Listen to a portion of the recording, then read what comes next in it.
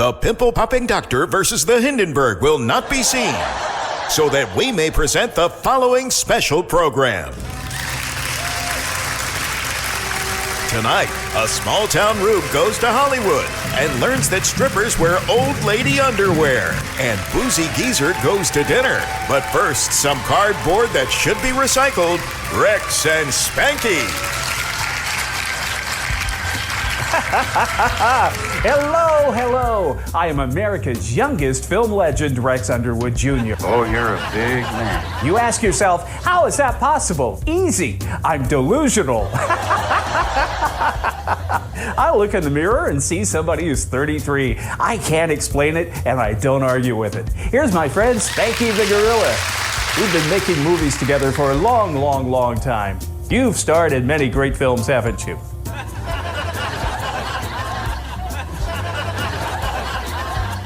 Yeah, well, the truth hurts, and so does today's movie. It's something called A Virgin in Hollywood. Oh, don't get excited. You think it's going to be lurid and full of sexy women in sexy outfits. By today's standards, it's grandma at a picnic. This hick girl from some small town goes to wicked old Hollywood to find out how wicked is it. And what she finds is more boring than wicked. It's the 1950s. No one had any fun.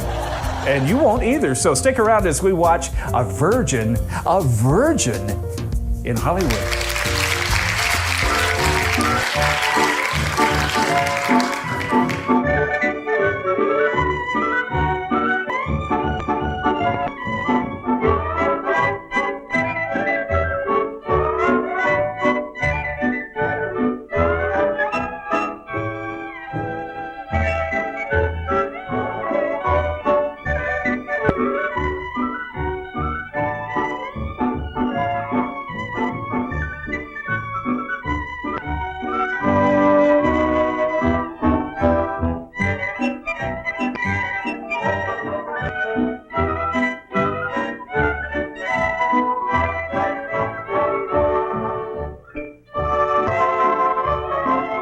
This is a true story of a small-town girl who came to the big sea. Let's her speeding along toward her dates with fate, wide-eyed with excitement. Ah, yes, I remember well this girl, then so naive and innocent. Hysteria won't solve anything. Because this girl was me.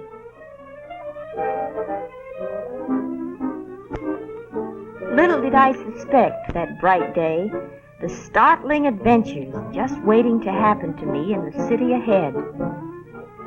If I had known then all that would happen to me, I might have turned the car about and raced away from this place twice as fast as I was speeding toward it. Rounding a curve, I brake my car to a stop on a hill, high above the city I had heard so much about all of my life. Bright fires of excitement were sparkling inside me as I ran forward for a first look at it. There below me, a bit smoggy, lay fabulous Hollywood. Astounding adventures awaited me down there. But quickly, my thoughts jumped back to my home of Greenfield, the newspaper office where I worked, the afternoon I had been summoned into the office of our editor, a man who both fascinated and frightened me.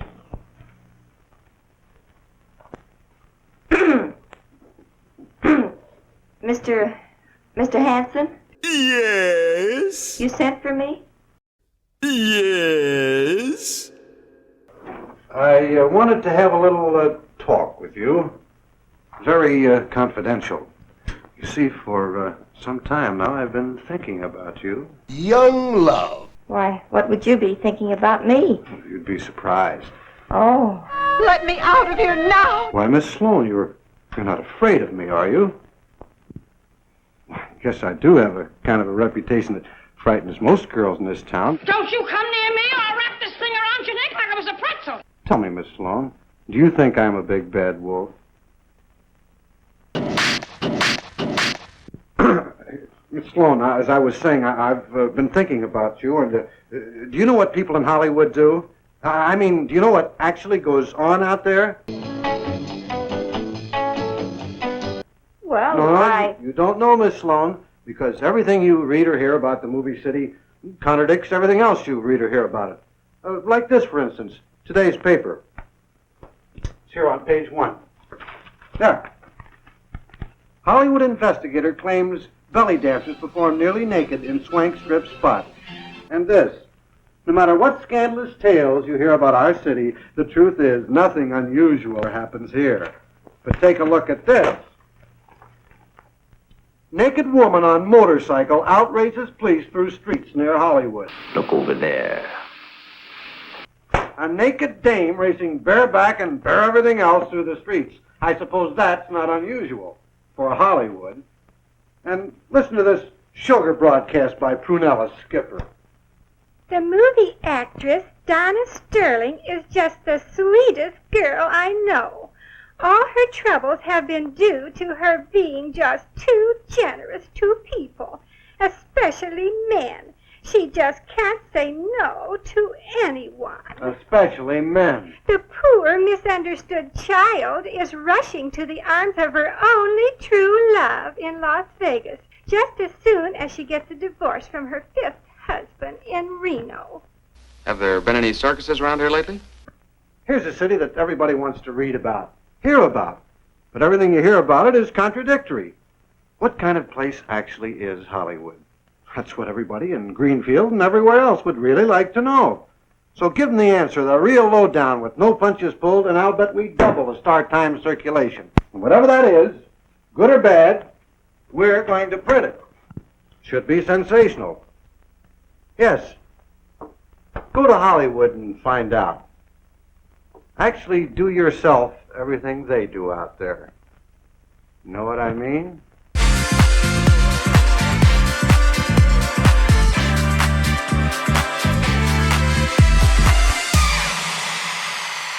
Me? Why not? You have all the equipment necessary for the job. But I wouldn't know how. I'm confident there'll be plenty of applicants to teach you how. Yes, yes. But you see, I'm busy. But I haven't had any experience. I'll bet you won't say that when you come back.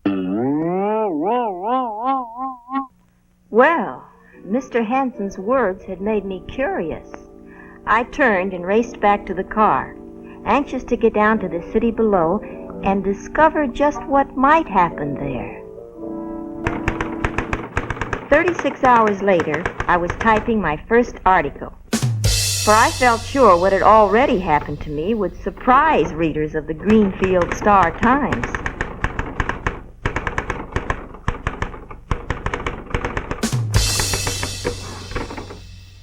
I headed it, My First Day in the Land of Make-Believe. Like most people who come to Hollywood, my first thought upon arrival was, where could I see the movie stars? The simplest way might be to get one of the movie maps advertised along Sunset Boulevard. From a quaint old character, I purchased one, guaranteed to list the home addresses of 300 movie celebrities. And so, I set out to see the stars. Get aboard the boat that floats. It's the boat of stars with love. It's the boat of excitement, celebrities pretending to be in love. It's the boat of stars with some love. You think all these glamour boys and girls live on vast estates? I don't know. According to my map, most of their homes were on out-of-the-way streets. And nobody I asked had the slightest idea just where. The houses listed were hardly the type I had anticipated.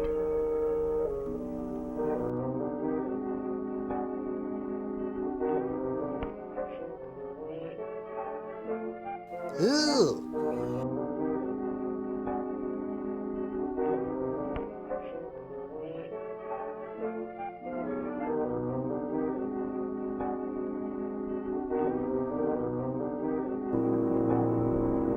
But I decided, then and there, whatever I had to do to thrill my readers, I would do.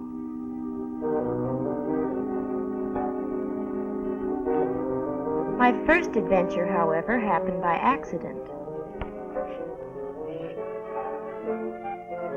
Somehow I got lost in the Hollywood Hills. Looking for someone to give me directions, I saw a strange figure. I waved. Whoever, whatever it was, disappeared behind a high stone wall. Curious, I got out of my car. The place had a foreboding look. But I was lost. Anyway, I was seeking strange experiences. This looked like a place where you would certainly find them. Perfect setting for ghouls and ghosts and horrible happenings. I'm just scared to death. Wherever I looked, I could find no one. But I could feel hidden eyes fastened on my every movement. The vast majority of mentally disturbed people are not violent. It was a creepy place. Also, not one for high-heeled shoes. I tried to act calmly, but inside, my nerves were whipping up a small-sized panic. Suddenly, something jumped up in the bushes behind me. I screamed. I ran until I lost my breath, and then I saw a thing. I was running around wildly trying to find it when I stumbled and fell flat. I lay there, afraid to look up because I heard the sound of feet closing in on me.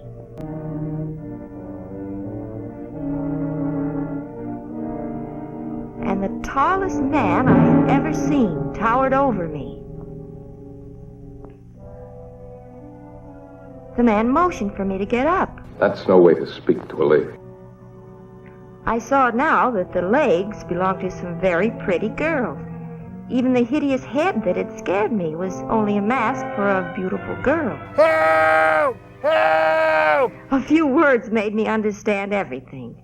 I had happened onto a studio ranch used by photographers and cameramen who make the artistic type of photos and films.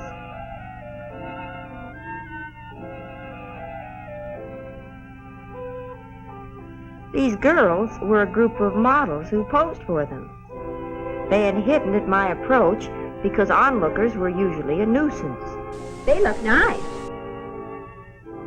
Since they had not been able to scare me away, however, everyone went back to work. There were several groups of professional photographers around. Tonight's the night you treat yourself to a fine meal at your favorite restaurant. You're shown to your table and look over the mouth-watering menu.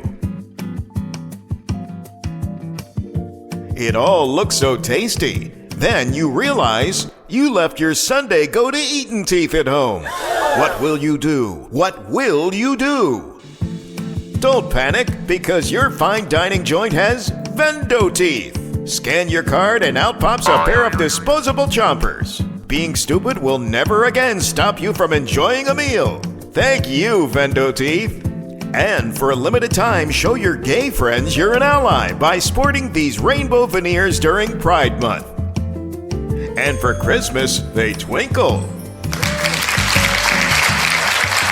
But, as one of the models pointed out, some of the photographers used the picture-making gag just as an excuse to get acquainted with and ogle girls.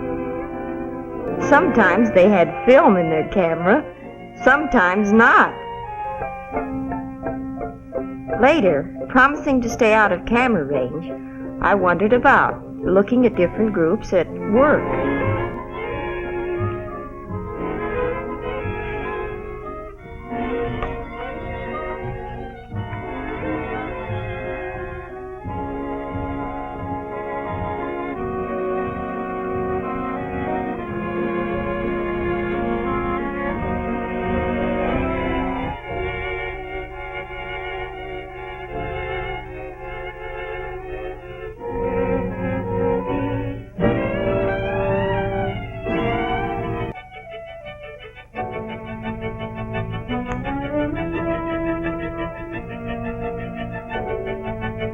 Well, that same idea just kept coming back to the artist.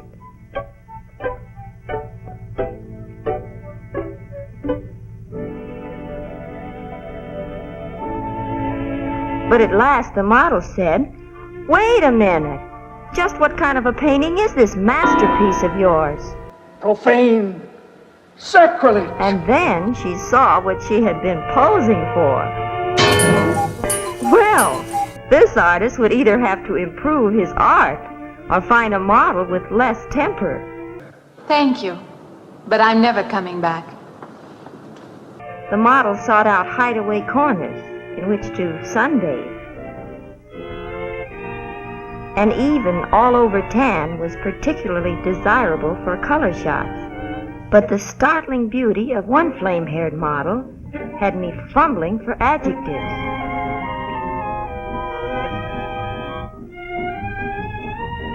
Just before lunch one day, a puppet show was put on at school. The hot rays of the sun were beaming down now, and when I saw one of the girls doing a scene for a movie in a pool, I really envied her.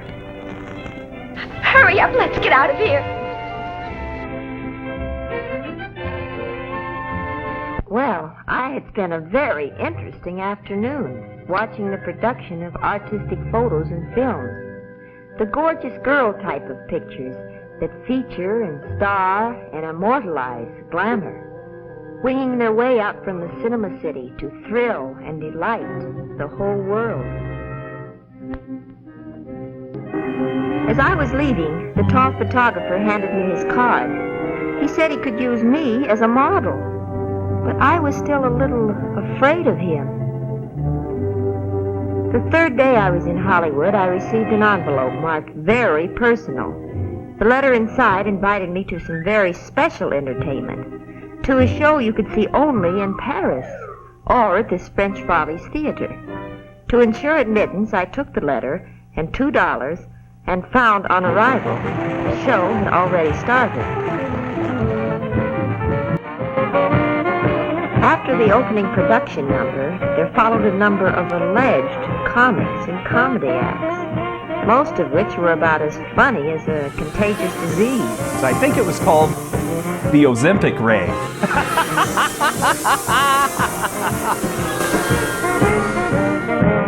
And then several dancers. This was dancing?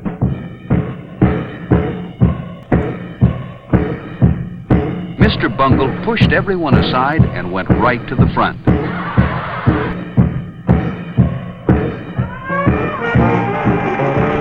Well, I'm all set to read your latest literary gem for the Star-Times. Still, I don't think I'm the type to be a literary critic.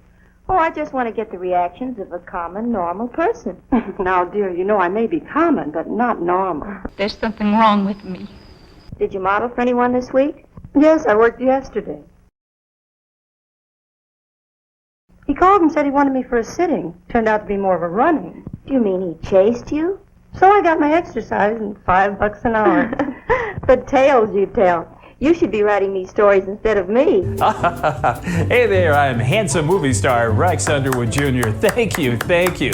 You know, my dad was also a famous actor until he pissed off Jimmy Stewart and got himself fired. Never worked again. There's nothing funny about that. But now he's writing books about the steamy side of Hollywood. Titles like these. She was rated R, but she couldn't spell. The Casting Couch of Fred Mertz. Mr. Rogers, nudist for the CIA. And the Assassination of Chuck Cunningham. Get all of these titles about the sleazy world of Hollywood, plus the first 100 people will get a cinder from the ashes of Burt Mustin. Here's how to order. Let's hear how yours sound. My Adventures in Hollywood by Darla Sloan. All right, Darla, I'll read what you wrote and did. After seeing the girls at the French show toss aside all their garments, I convinced myself I might be able to take off a few. So I made a date and went over to pose for the photographer I had met at the ranch. Good luck to you, and I hope you make it. He explained that here at his studio, he made all types of photos. He showed me photos of what he called girls in costume. They looked to me more like girls out of costume. I'd forgotten how pleasant it could be. To change into a costume, he sent me behind a small screen. There was something sinister about this fellow. We two were here in his studio, alone.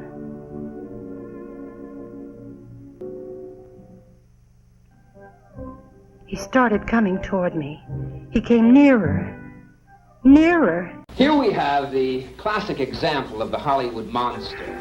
And then he said, "Here, wear these stockings." I think the important thing about a date is to have a good time. My behavior must have been as strange to him as his actions were to me. The outfit for the first photos actually wasn't too brief, but for some reason, I felt as if I were trying to hide behind 3 postage stamps. If you don't take good care of what you have, you won't be well dressed. After getting me into a pose, he wanted me to smile. I looked about as pleasant as if I were making a date with the dentist.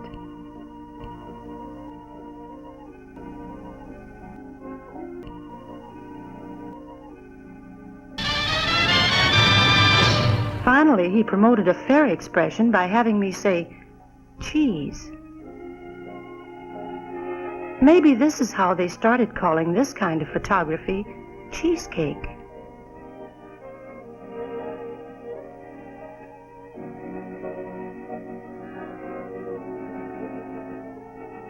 When he said he wanted an Indian pose, I had one idea, but his was entirely different.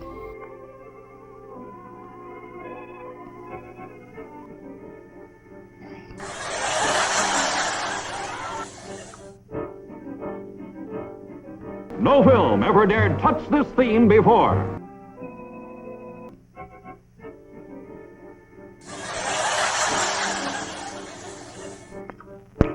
I had material for another article, and the photographer and 2 male customers all had asked me for a date. Well, after reading this, I'd say that when you went back to Greenfield, all the women will hate you, but all the men will want to date you.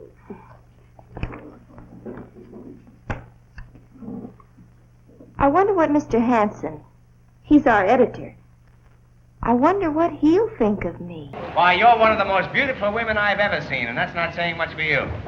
He's the type of man that makes you not know what to think. He's handsome, but not too. There's something about the way he says things to you. Who are you? And the way he looks at you, that makes you feel so funny. Did you ever feel as if you'd swallowed an electric vibrator? No. Hey, who's the lassie with the cute chancy? Use this in a 4-column spread over Darla Sloane's article. Here. Yo! So that's how Darla Sloane looks. No wonder so many interesting things happen for her to write about. Yes, I guess she's getting plenty of experience. I read all her articles. You know, here in Greenfield, you gotta get your excitement secondhand. Believe me, boss, if what she writes actually happens, in Hollywood, she's good. She was good here, too. I wonder what she'll do next. I wonder.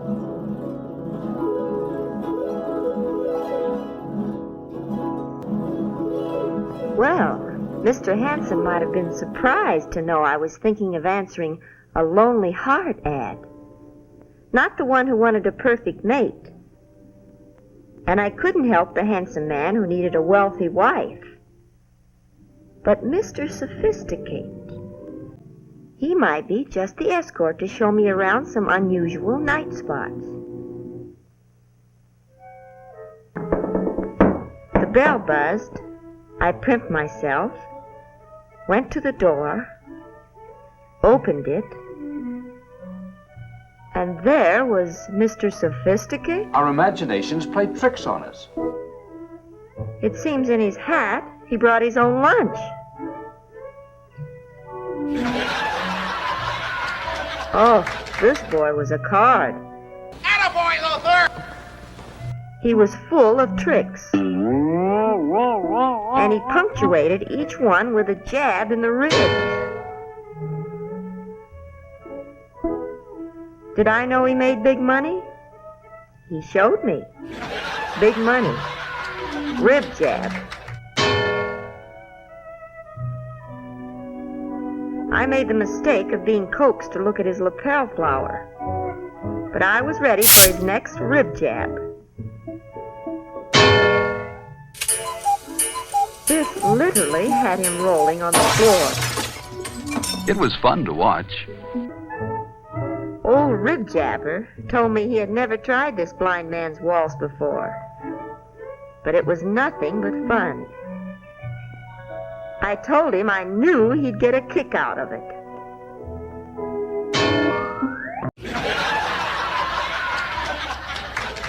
Another ad caught my eye. Well, wonder how it would be to have a date with a Hollywood actor.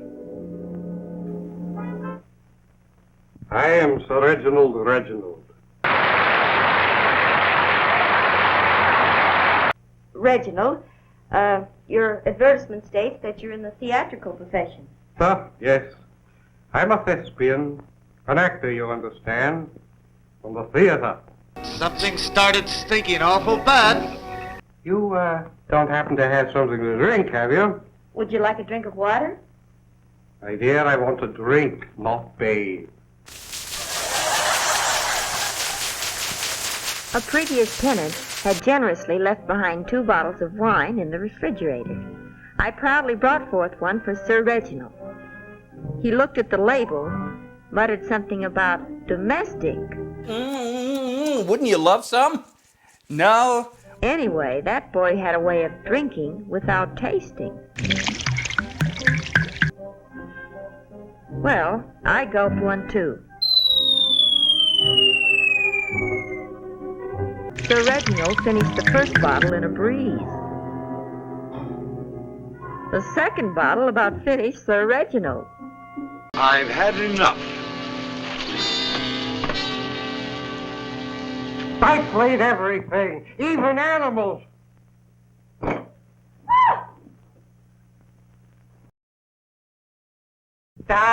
You foxy wench. This makes me duty more exciting.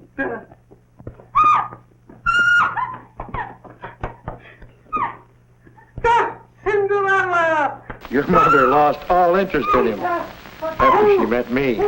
Until I was completely done in. Very exhausting scene on me, you understand?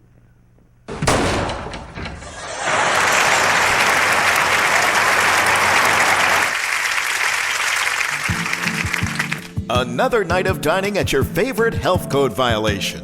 You find your favorite table and gaze at the menu. Yummy, yummy, yum, yum. Uh-oh, you forgot your teeth, and you're too lazy to chew. Relax, you pathetic slob. Head to the Vendo Teeth machine and purchase the new self-winding, self-chewing dentures.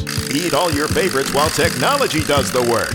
Enjoy tasty salsa, robust light tuna, savory peanut butter and jelly, delicious cherry pie, even succulent whipped cream parfaits. Eat all you want and never break a sweat. Thank you, Vendo Teeth. Finally went to a nightclub with a gentleman who advertised himself as safe and sound. Well, anyway, he was safe. Would you like to come along for the ride? His hearing wasn't so good. What, huh? Huh? What? But when they introduced the exotic dancer, Naomi...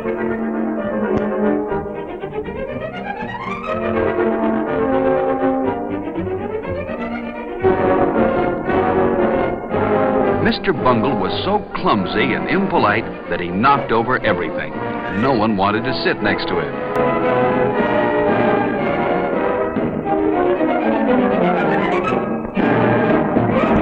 After Miss Naomi's artistic efforts, I noticed a couple near our table, having a difference of opinion about a subject most popular in Hollywood: legs. When Pops found the next act was not an exotic dancer, he lost all interest in the show.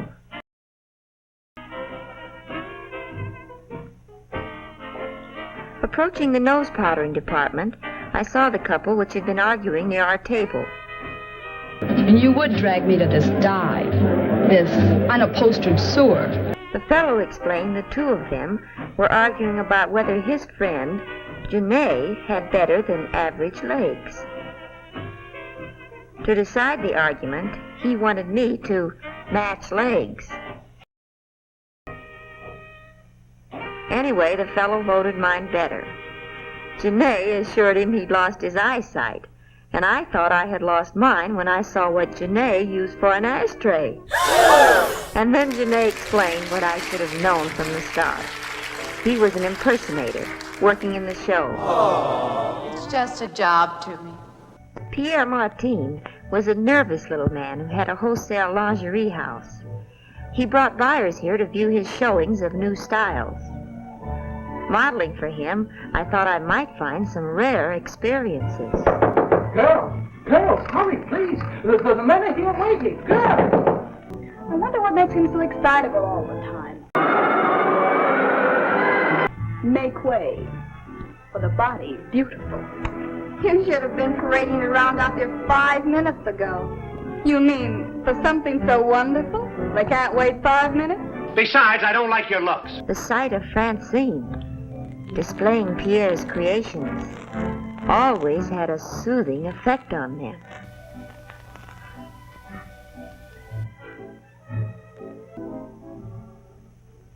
When do you go on again, A short-length nightie was my first contribution to the showing.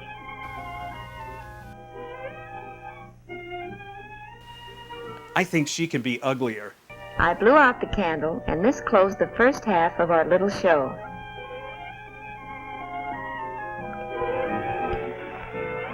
I wonder if most of the buyers come in to buy or just to look.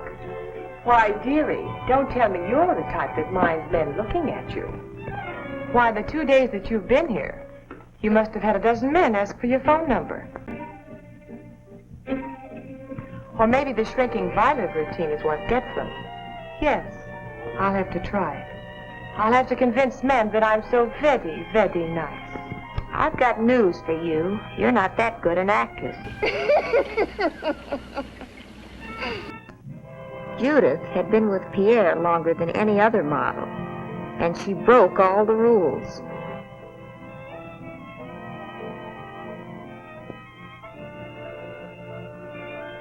I saw her giving her telephone number to one of the buyers. This girl was jealous of me, and I wondered if we'd have trouble. And I didn't have to wait long to find out. Pardon me. Say, I always wear that outfit. Well, Pierre has my name on it, so evidently you're not wearing it today. Today, too. You may be Pierre's new pet, but I'm wearing that outfit. That's silly. I already have it on. That's easily changed. Would you mind helping me with this zipper? I'll see you there. Stop it, you hear? I'm coming in. His hands were dirty, and his hair was messy. Here, what's going on here? Your pet model, I'm going to remodel. Are you crazy? Who started this? She started the whole thing. I didn't start it, but I'm going to finish it. Give me room. I thought I told you to wait in the truck. Don't start it again, please.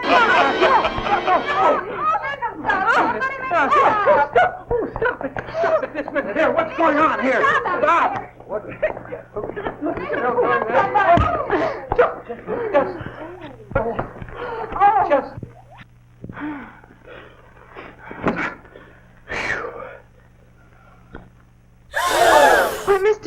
Wilson, what are you doing here? Well, I was worried about you, and I came to Hollywood, and I went to your apartment, and they said you were working here. Well, I'm not exactly dressed to give you a formal reception. Well... Listen, after what I've seen and done out here, you just think you're a wolf. Watch me. You. Oh, eat your heart out. Wow, you certainly have learned a few things in Hollywood. And that's only the beginning of what I've learned out here. Yes, Hollywood is no doubt just about any other city of similar size. I understand that now.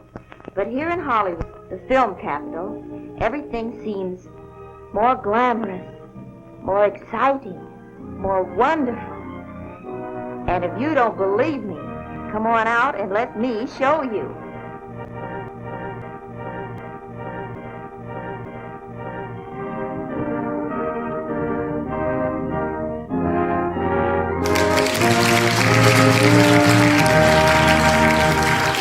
Woo! Boy, that was one steamy movie, wasn't it? You get all hot and bothered? No, dear. Get you all excited? Dad. Get your monkey fur all wrinkled up? Never. I've been in this business for years. Make you want to peel a banana in a suggestive way? There's nothing to do? Nobody's around? You know how it is. Yeah, I didn't think so. I want the name of every man responsible for that TV special we sponsored last night. Maybe we'll have something more exciting next time. Right. Goodbye. Goodbye. Wave to everybody. Wave to everybody. Goodbye. Bye, Spanky. Bye, you.